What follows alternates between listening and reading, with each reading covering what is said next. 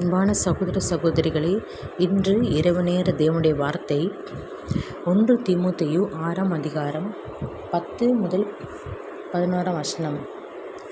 பண ஆசை எல்லா தீமைக்கும் வேற இருக்கிறது. சிலர் அதை இச்சித்து விசுவாசத்தை விட்டு வடவி அநேக வேதனைகளாலே தங்களை உருவை குத்து கொண்டிருக்கிறார்கள். நீயோ தேவனுடைய மனுஷனே, இவைகளை விட்டு ஓடி நீதியும் தேவபக்தியும் விசுவாசத்தையும் அன்பையும் பொறுமையும் சாந்த குணத்தையும் அடையும்படி நாடு.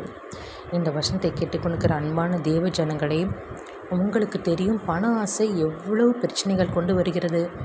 ஒரு சொத்துல பிரச்சனை, பண ஆசையால் ஒரு பிரிவினை, கணவன் மனைவிக்குள்ள பிரிவினை உண்டாகிறது. பண ஆசையால் தகப்பன் மகனுக்கும் தாய்க்கும் மகனுக்கும் பிறகு உண்டாகிறது.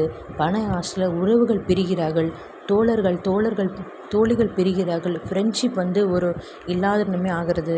இப்படி பண ஆசை எல்லா தீமைக்கும் பார்த்திங்கன்னா வேற இருக்கிறது.